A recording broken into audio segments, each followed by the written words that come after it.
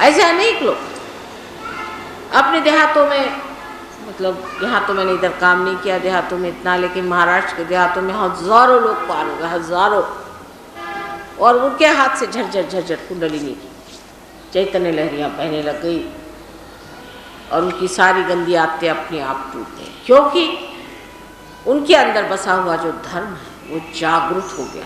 अब ये दिन नहीं है कि हम आपसे कहें ये न करो वो न करो, और बाह्य को आदमी ज्यादा पकड़ेगा, अंदर को नहीं पकड़ता बेटे।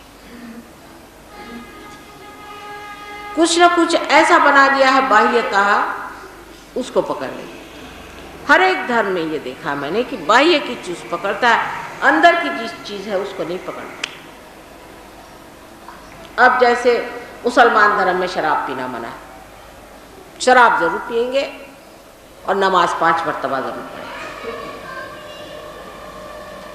बहुत से धर्मों में एकदम शराब पीना मना है, और सही बात, इस वजह से मना किया गया था कि ये चीज चेतना के विरोध में जाती।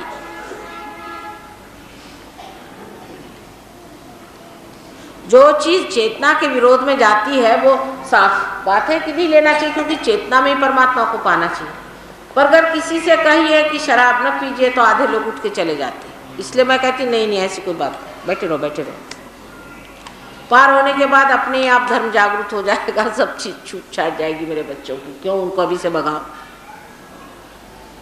सब चीज छूट छाट जाती है, क्योंकि ये जो धर्म है हमारे अंदर, जो ये बीचों बीच बना, इस जगह 10 गुरु हैं, 10 गुरुओं के तत्व हैं। वो तत्वता वैसे भी है और साकार स्वरूप भी है, और ये सारे गुरु हमारे अंदर जागरूक हो जाते हैं, और इनकी जागृति की वजह से धर्म हमारे अंदर जागरूक होने से हम अधर्म का काम कर ही नहीं सकते, कर ही नहीं सकते, पछता ही नहीं, हजम ही नहीं होगा, परेशान हो जाएंगे आप। कोई भी अधर्म की बात होगी तो आप भागेंगे, बाबा रे बाबा, यहाँ से बाबा।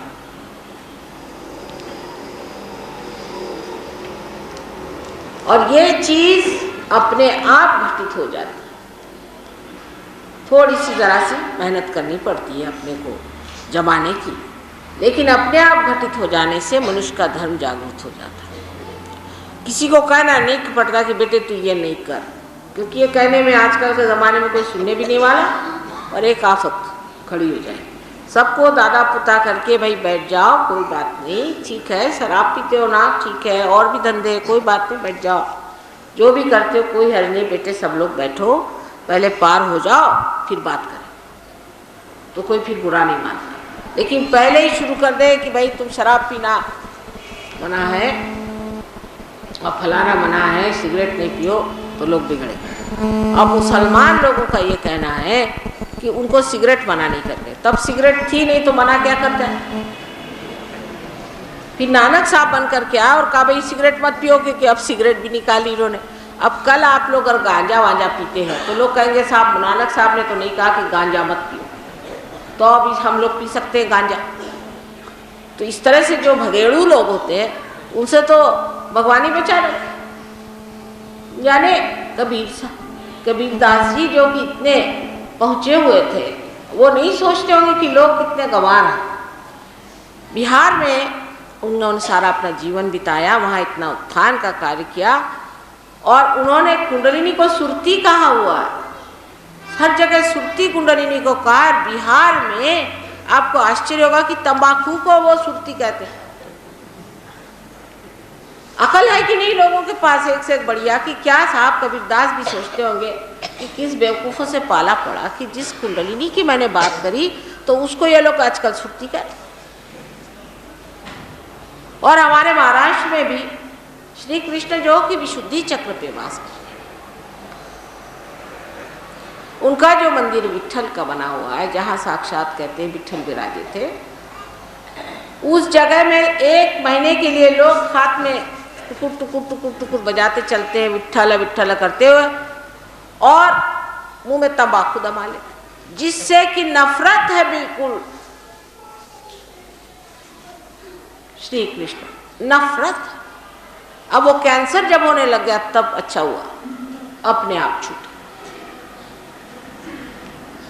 और आश्चर्य उससे भी बढ़ के मुझे तो तब होता है, मैं बचपन से सोचती थी कि इंसान की खोपड़ी कैसे बैठी जब ये देखता है कि कोई शराब खाने में जाकर वहां से लौट रहा है और खूब चढ़ाया हुआ दूध है, तो फिर उसी शराब खाने में क्यों जाता है जब होश में। लेकिन ये आश्चर्य की सब चीजें तो मनुष्य ही में है, परमात्मा का मुझे कोई आश्चर्य नहीं लगता, क्योंकि वो बिल्कुल जो कहते वही करते हैं और जो है सो है।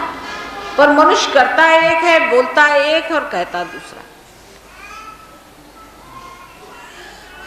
इसकी वजह यह है कि इन सब चक्रों का समग्रता है, इन चक्रों में जो समग्रता है, इंटीग्रेशन चाहिए, वो नहीं। एक चक्र दूसरों से अलग है।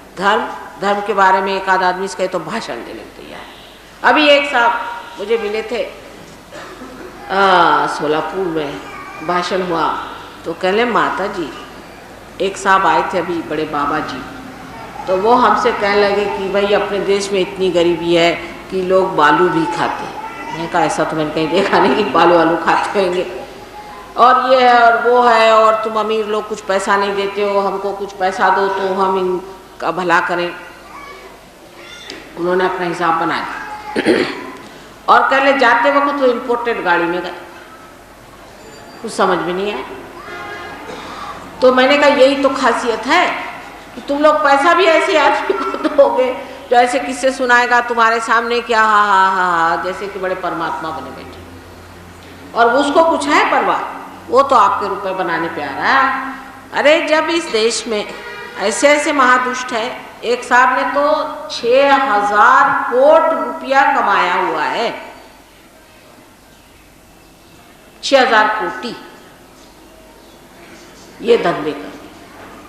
तो हम लोग इसको किसने दिया पैसा? बेवकूफ लोग होंगे तभी तो ना, लेकिन इतने बेवकूफ एक साथ पैदा हो जाए तो बड़ी मुश्किल हो जाएगी। 2-4 हो तो ठीक हो। और इसी प्रकार के लोग लोगों को भाते हैं। जब तक आपके अंदर सहयोग जागरूक नहीं होगा तब तक आप कैसे जानिएगा कि कौन असल और कौन नकल,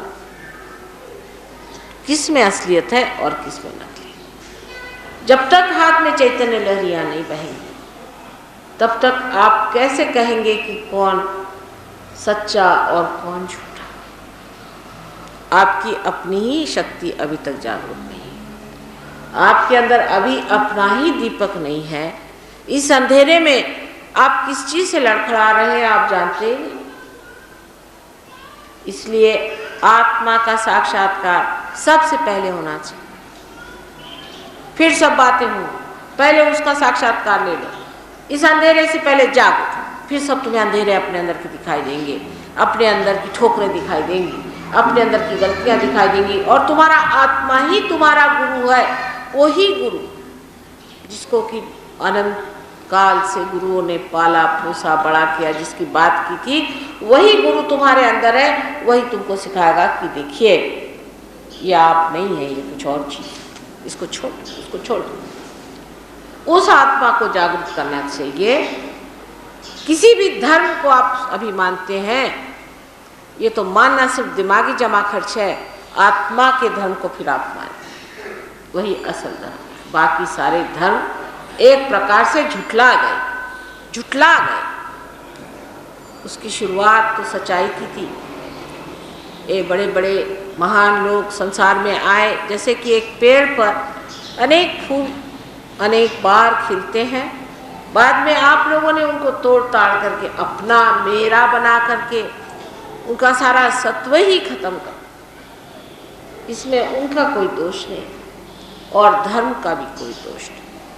ये तो आप लोगों की हरकतें हैं जिससे ये सब खराब हुआ। अब आपको जगाने का एक ही तरीका मैंने सोचा कि पहले आपका आत्मा ही जगा दें, फिर उसके बाद दूसरी बातें करें। कैसा भी हो, कैसा भी आदमी हो, कुछ भी हो, चलिए आइए पहले पार हो जाए, पहले पार हो जाए। पार होने के बाद फिर हम देख लेंगे। पुनर्जन्म हुए बगैर आदमी समझ ही नहीं सकते बात। सारी बात जो है जबानी जमा खर्च हो जाता है। और धन भी एक ज़मानी जमा खर्च होता है। जब ये धन जागरूक हो जाता है तो जो लोग यहाँ बैठे विदेशी, इन्होंने जितने धंधे किए हैं, हम लोगों के कितनी भी कोशिश करने से हम लोग कर नहीं सकते, क्योंकि ये तो धर्म को सोचते हैं ये गलत चीज़ है, इसको छोड़ना ही बड़ा मानता है। इनके फ्रॉइड साहब एक गुरु थे, उन्होंने ऐसे ही सिखाया, माँ बहन मानना पाप है, ऐसे ही इनको सिखाया गया और ये उसको ही सत्य मान के उस पर चले हुए लोग हैं बेचारे। और ये सब छोड़ छाड़ करके कमल के जैसे ऊपर खिल उठे, एकदम बदल गई, इनकी ज़िंदगी बदल गई, इतना खूबसूरत हो गई। लेकिन हिंदुस्तानी बड़ी मुश्किल से छोड़ता है, उसके चिपक ज़्यादा है, क्योंकि अनादिकाल से चीज़ चली आई। अच्छी चीज़ चिपकी रह जाए तो बहुत सुंदर होता है, लेकिन बुरी चीज़ें ज़्यादा ही चिपक, इसलिए छूटती कम, पर धीरे धीरे छोड़ना ही पड़ता है, क्योंकि आपने नहीं छोड़ा तो आपके वाइब्रेशन टूट जाएगा, आप स्थापित नहीं हो सकते। अब आपके अंदर एक और तीसरा चक्र है, जो कि वास्तव में दूसरा माना जाता है, जिसे स्वादिष्ठान चक्र कहते हैं।